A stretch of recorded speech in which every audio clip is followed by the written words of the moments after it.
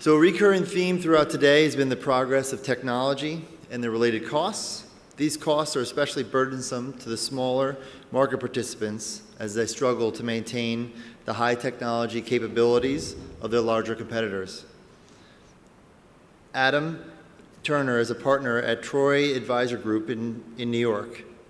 There he drives investment directions and works as a liaison in his firm's development teams to ensure the creation of appropriate value-add tools. Adam will discuss how small market makers can keep up with technology and the tools that is required for success.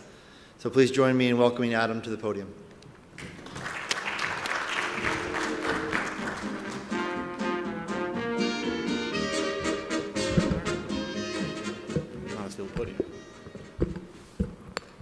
Here we go.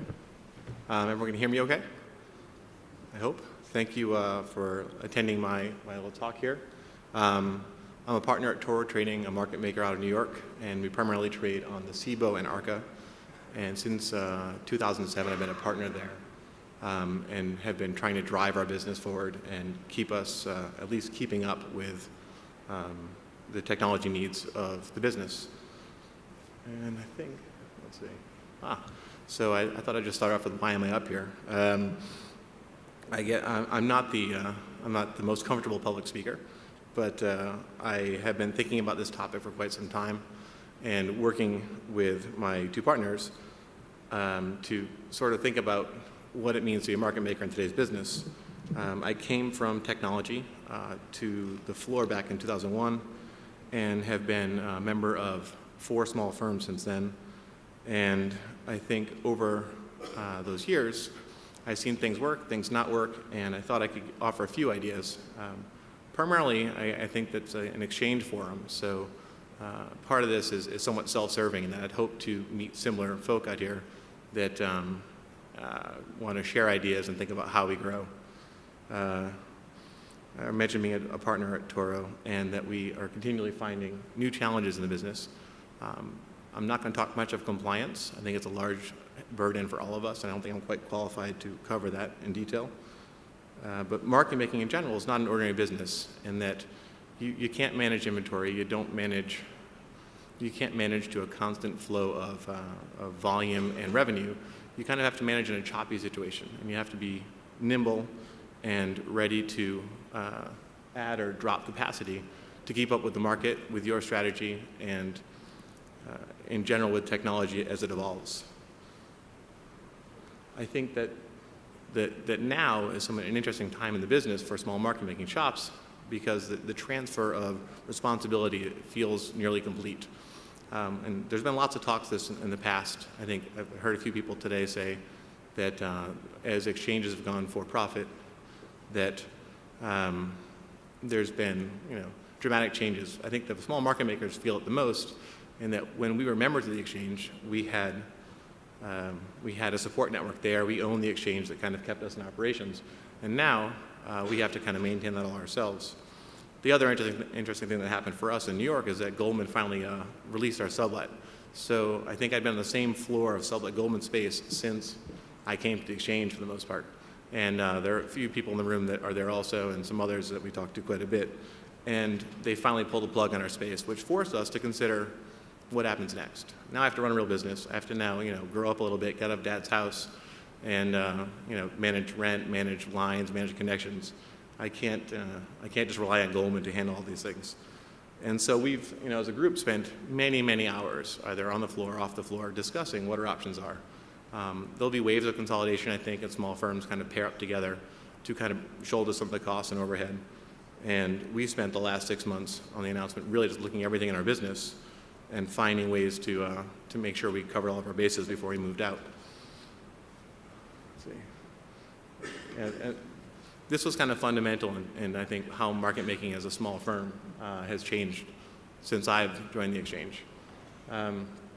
We were members of an exchange. I started on the Amex, and part of going on the floor to trade meant you got a seat and you got a lease, or you bought a seat to trade, and you owned a part of the exchange, and that took care of you. So there were no other real costs. The price of that seat kind of floated with the times and floated with the demand.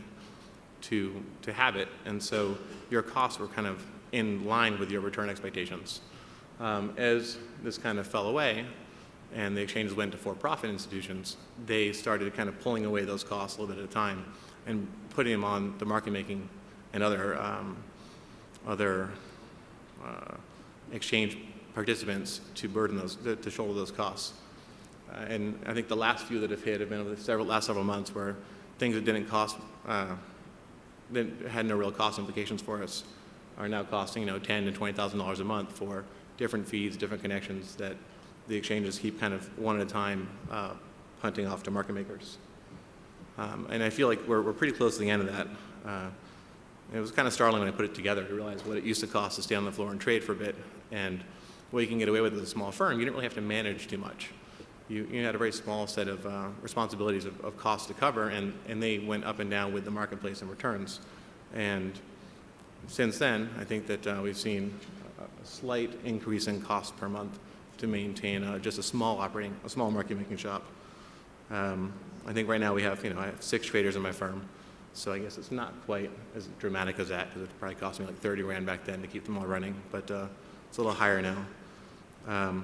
And beyond the normal costs, you need to be constantly aware of the changing technology hurdles, which means you need to know how to connect to every exchange you want to get to, where you need to locate your servers, the best possible coding application out there for you and your business, what risk applications you're going to use and how you're going to get to them.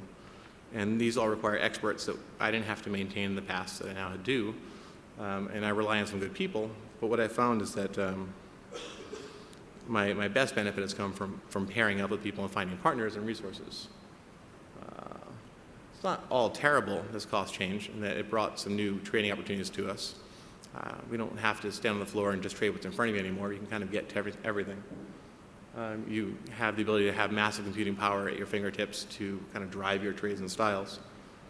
And it's just a matter of how much you kind of want to spend to enable yourself to get to any marketplace or venue you want to get to. So now that I have to run a real business, I need to be considering all of my costs. And I said I'm not going to really talk much to compliance, but I now have a full staff to maintain. And so I need to consider HR and manage my expertise up, manage my expenses and contract negotiations, and still try to trade and manage risks the whole time. For the most part, our biggest technology hurdles have been cost-driven. Trying to figure out what we pay for versus what we buy, and what we buy versus build. We all want everything all the time. I think traders, the feeling of being picked off is the worst thing ever. And so you're willing to pay an arm and a leg not to have that happen. But I think as we mature in the business, accepting some degree of limitations into what you can actually have becomes part of the management process of what you are willing to pay for every single month. There's still no room for mistakes, and you need to be up and available all the time. And as a small firm, again, outsourcing has been really important for us. So we spend a long time finding proper software to use, like coding technology. I don't want to build it myself. But I do want to control the guts of it and how it trades, and it can run my algos appropriately. I tend to bring in outside people for networking work and not have to maintain a full staff of experts. I can rent the best as opposed to buy them and maintain them. The biggest things we've not had to build that have kind of helped us quite a bit are our colo space and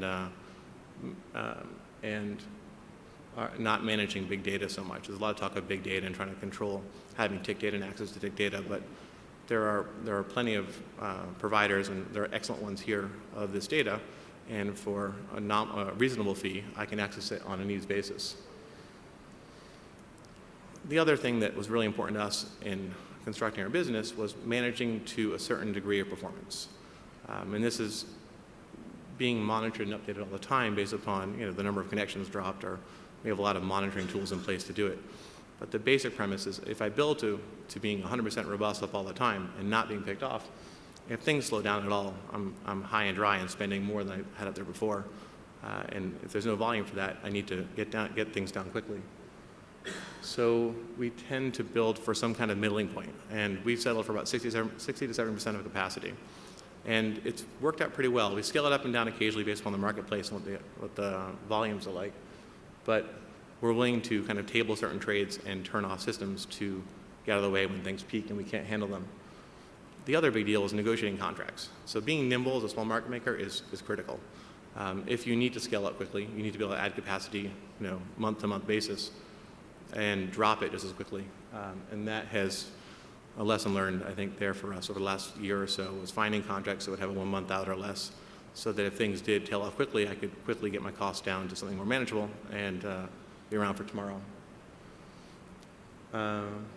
But you need to, and part of that cost idea is paying a reasonable amount does make sense. And when you do have to call someone for your critical systems, make sure you're paying them enough that they actually answer your calls.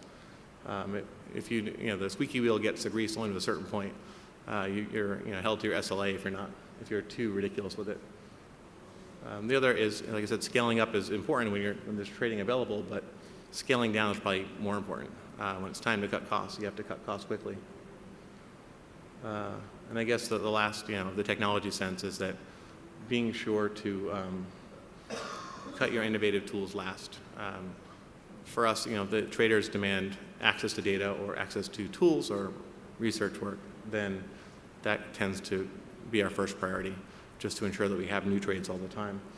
As we all know that the trades kind of have a half-life, and finding the next one, even as a market maker, becomes critical to make sure you're in business tomorrow. And I've put a lot of this on my team. Like I have, like I said, 6 traders or so, and they're all technologists, and they're all aware of where we're spending our money. It's a pretty open structure, and it allows for them to help me kind of manage my cost structure. Sorry.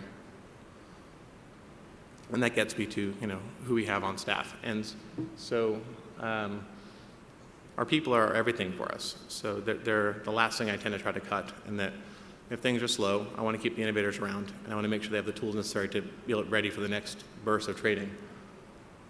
And that means being a business manager, which none of my partners from old floor traders had to be. So maintaining a culture, maintaining an office environment, having new staff in all the time, finding good interns. I think these things have been critical for us to having an enjoyable office to be in all the time and being an enjoyable place to work. And that means that everyone's involved in the bottom line. So everyone kind of works toward the goal of controlling our costs, finding new trades, finding innovations, and it comes from the bottom up. So, the three of us, the 3 partners, are not really driving the culture of the firm so much as listening to our guys and ensuring that they have a good place to be, and that we're bringing in people that help us grow. And again, outsourcing here was critical. I think finding a PPO, which helped manage all of our benefits and not having to deal with that nonsense, was really good for us. And there are a few of those, I think, that are out there without offering plugs.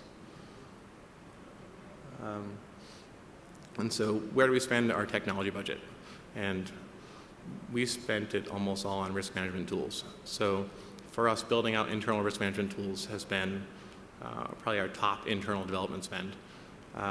We have one Java application that basically manages most of our risk for the firm, but we're constantly adding new tools and new views on risk based on trader ideas and ways to kind of slice and dice things. We also pay up for external risk applications to ensure backup ideas and second views on risk. We also have focused a lot on being a flat kind of firm. A lot of small shops tend to still have a silo structure, and that each kind of trader runs their own group. And we've broken that down to having one group of traders running one strategy or multiple strategies in one group, which allows any trader in the group to question a position or risk at any time. And it's kept us out of plenty of trouble, I think, over the past couple of years. Let's see. Yeah, I guess. Oh, yeah. Sorry, I'll continue. So, went much faster than I thought that I would. I'm sorry about that, but I guess I can open up to more questions at that point. But so, I wanted to put a few thoughts on here that are a little more interesting, perhaps. I think that there still is room for small market-making shops, and that the size of your shop is critical. And it's no small task to think about this, in that there are plenty of small 1 to 2 person operations that are nimble enough to get in and out of trading and cut their costs to nothing when they have to, to capture alpha or capture edge when they're out there, but be nimble enough to hide. And then there are plenty of large market making operations that can kind of diversify enough trading across classes or other asset bases to survive any downturn in volume across any single asset class.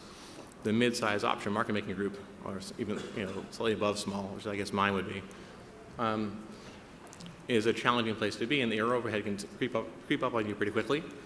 And maintaining the ability to get back into the sweet spot of trading to match the marketplace and available edge has kept us around, I think. And I've talked to plenty of folks of late that have had this problem, where they've just kind of grown their cost base a little bit too high and have had to and aren't able to get out quickly enough. And the other is it's a maturing industry, so setting realistic return expectations is important. I think that we are used to a more lumpy return set, or a little more gambling perhaps, but I think that now setting realistic return expectations across what you can pull in from the marketplace keeps you from reaching too much, and reaching tends to add more risk to the book, which can be more trouble than it's worth. The other is, at least for the option market making group, is staying in the game is critical, which is kind of the whole sizing idea. And that returns are lumpy. You can hit years and years of very low volume, low return, not much happening.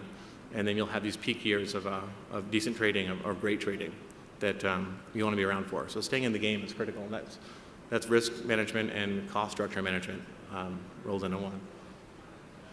And then as a small firm, I think there's something to volatility that's important, and allowing volatility in your book is part of what we do. And I think that we don't have to answer to investors or have a large group behind us, so we can accept some volatility of P&L in the book, which means we're really trading for the opportunity on the book. We're trading for the opportunity in the marketplace that we see, and taking risks where appropriate. And it, I think, gives us a chance for outsized returns over time, not having to manage the volatility as much. And I can answer any questions you like, or try to.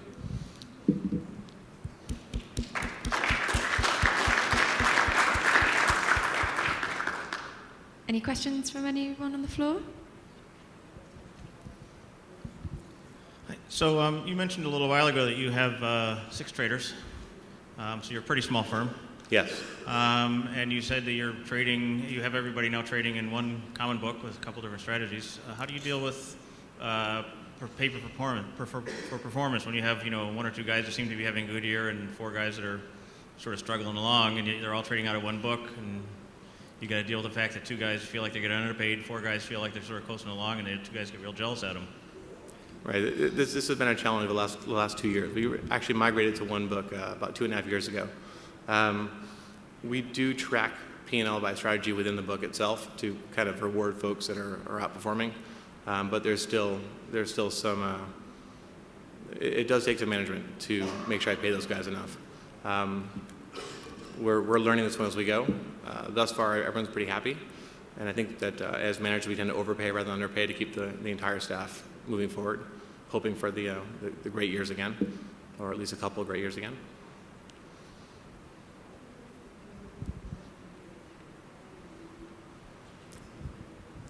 Thank you. That was quite interesting, very thoughtful on the basic industry structure. One challenge that you did not address is for smaller firms, particularly in this business, there are 2 tendencies which are directly opposing each other. One is industry by its very nature is extremely secretive. What you do, you want to keep very close to your chest. On the other hand, you want to partner, as you kind of laid out. How does that work? Have you given it some thought? And do you have any ideas on would that happen more? And if so, how could it be done? We have thought about that quite a bit. I think that our initial partnering was with non-core tasks. So we'd initially partner with data providers or with networking hosting groups or other they would manage our network for us, and we'd work that way. I think that we've been struggling with trying to find a umbrella structure that would allow for multiple distinct secret strategies basically to exist within the same master partnership. We haven't solved it yet. I think that the more interesting pairings that we've come across so far have been with other non-option market makers. So if we bring an option market making to a group, potentially finding an equity trading group or for an ETF kind of ARB group is an easier way to pair up and offer some scale of structure and possibly some cross-pollination of ideas without having to compromise our trade and our strategy.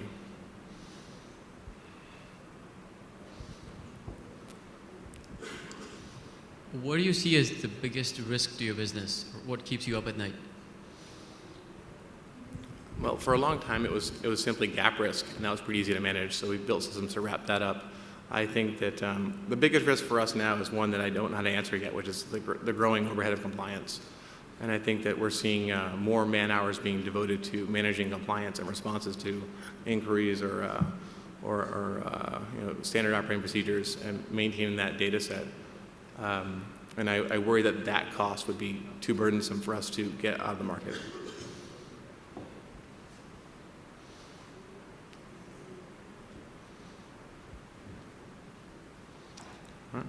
Once again, thank you very much, Adam. Thank you.